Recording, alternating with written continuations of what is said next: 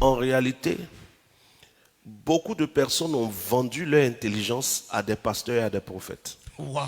S'il vous Vous savez plaît. que le psychique n'a pas été créé par le psychologue. Ah, ça c'est vrai. Et le psychologue n'est pas maître de la mentalité. Il ne fait qu'étudier quelque chose que Dieu a créé. Dieu a créé ce qu'on appelle les équations qui sont déjà de base dans l'esprit des hommes. Tout homme naît avec une capacité extraordinaire d'équation.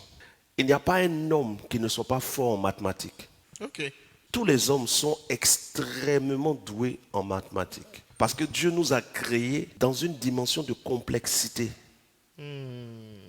qui oblige que la vie d'un homme soit le résultat de tous les calculs qu'il fait. Waouh. La vie d'un homme est le résultat des calculs qu'il fait. Regarde par exemple. La distance à laquelle ton bras est venu prendre est un calcul que tu as fait. Ah, ok, c'est vrai, c'est vrai. Lance ici. Tu as calculé la distance. Ouais. Tu as déterminé le point de chute. Oui, Mais comment elle fait ça? c'est des calculs. C'est des calculs. L'équilibre qu'un enfant fait pour pouvoir marcher sur deux pieds est un calcul par rapport à la pesanteur. En réalité, tout homme ne fait que calculer. Calculer les distances, calculer les impacts. Dieu nous a créés avec une intelligence qui est capable d'anticiper et de calculer chaque chose. On le fait sans le savoir en fait. On est né et on est créé intelligent. Amen. Maintenant, quand on met l'instruction des hommes, c'est-à-dire les collèges, les lycées, tout ça, on essaie de mettre sur écrit ce que Dieu a déjà gravé. C'est là que beaucoup de gens arrivent à échouer parce que parfois, les pédagogues qui sont devant nous n'expliquent pas comme il faut. C'est vrai. Donc, on te dit par exemple la racine carrée de ceci, mais sans connaître le résultat de la racine carrée, dans ta vie de tous les jours, tu fais des calculs de racines. Ça c'est vrai. C'est tellement vrai. Regarde par exemple, tu veux te rendre dans un lieu qui est sur ta droite et il y a un chemin qui passe, qui fait un petit contour comme ça. Et il y a une ligne droite, tu prends quoi? La ligne droite. Pourquoi tu prends la ligne droite? Pour moi, Tu viens de faire un calcul de maths. Oui. Tu prends la La tangente. tangente, oui. Parce que si tu passes comme ça, Tiens, c'est un détour. un détour. Mais qui te dit de prendre là? Pourquoi beaucoup de personnes, regardez quand vous allez dans un jardin, vous allez vous rendre compte qu'il y a des jardins où le jardin est beau, mais on voit que les gens ont tellement marché qu'il y a une ligne qui est là. Oui. Pourquoi C'est ils vrai. passent là? Parce qu'ils ont vu que là-bas est trop long. Ils prennent la tangente. Oui. Donc l'homme de base est intelligent. Mais la manière dont les pédagogues ou les professeurs enseignent ou le programme d'études parfois rend tellement complexe les choses et c'est mal expliqué qu'on dit c'est lui là il a eu 0 en maths. Ok. Mais celui qui a eu 0 en maths calcule la vitesse de la voiture avant de traverser le C'est goudron. vrai, c'est Ah, vrai. c'est vrai. Et regarde la distance et regarde sa traversée et voit le point de rencontre et puis il ne traverse pas. C'est vrai. Il a déjà calculé. Oui. Donc, l'homme est créé très intelligent.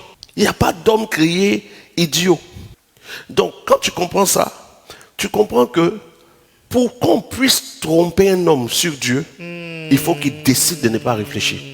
C'est Ouais. tellement logique. Voici pourquoi, de base, toute fausse religion établit des dogmes. C'est vrai.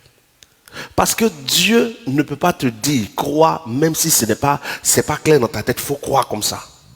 Dieu sait qu'il nous a créés trop intelligents. Parce que l'intelligence est le premier don de Dieu à l'esprit de l'homme. L'intelligence est le premier don de Dieu à l'esprit de l'homme. Nous regardons Jean 32, verset 8. Mais en réalité, dans l'homme, c'est l'esprit, le souffle du Tout-Puissant qui donne Mais en l'intelligence. réalité, virgule, dans l'homme, virgule, c'est l'esprit, virgule, le souffle du Tout-Puissant qui donne l'intelligence. Or, quand on parle du souffle du Tout-Puissant, on parle du Saint-Esprit. Ah, ok. Le souffle, c'est le rouage du Tout-Puissant. Ok. Donc, le souffle du Tout-Puissant. Notre esprit est le souffle du Tout-Puissant. Et ce souffle du Tout-Puissant qui nous a été donné par Dieu est venu avec l'intelligence. Mais en réalité, dans l'homme, c'est l'esprit, virgule, le souffle du Tout-Puissant qui donne l'intelligence. Donc, l'intelligence n'est pas quelque chose qu'on trouve, quelque chose qu'on apprend. On ne devient pas intelligent. Oh. On est nés tous intelligents. Ok. Dès qu'on reçoit le souffle, en même temps, on a reçu Dès que tu es l'intelligence. né, ton esprit même là est le souffle de Dieu. Donc, quand tu es né, le jour où tu as pleuré, premier pleur, tu es né là, tu es déjà né intelligent. On nous a jamais dit ça, homme de Dieu. Il n'y a pas quelqu'un qui naît idiot. Ouais. Ok.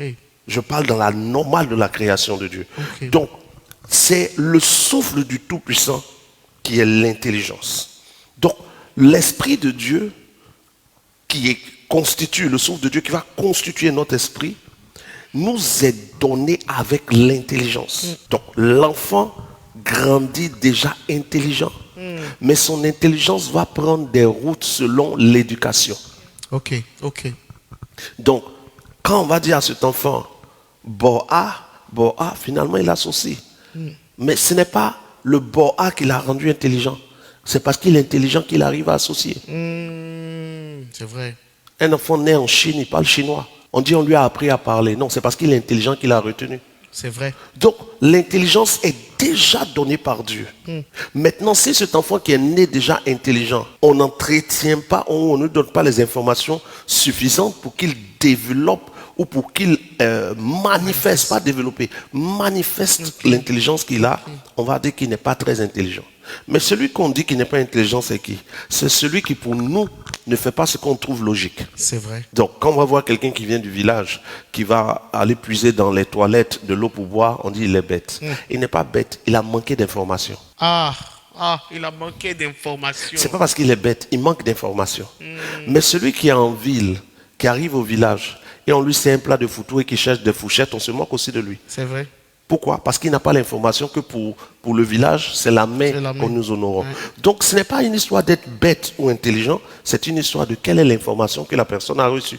Sinon on est tous intelligents. Donc le premier don que Dieu a fait à l'homme, c'est son souffle dans lequel réside notre intelligence. Donc si quelqu'un arrive à tromper, si les religions ont pu tromper le monde, si Satan a pu tromper les hommes, c'est parce que les hommes ont laissé des gens, des hommes comme eux, mettre une pause sur leur intelligence. Oh my God. Tu arrives, tu traverses des situations. La psychologie ou le mental n'a pas été créé par le psychologue. Il n'a fait qu'étudier comment ça fonctionne. C'est ça. C'est pas lui qui fait fonctionner. Non. Donc, de même que le psychologue qui a appris comment fonctionne l'esprit des hommes, des pasteurs ont fait de la psychologie. Dans les écoles de théologie, ils ont une branche psychologie.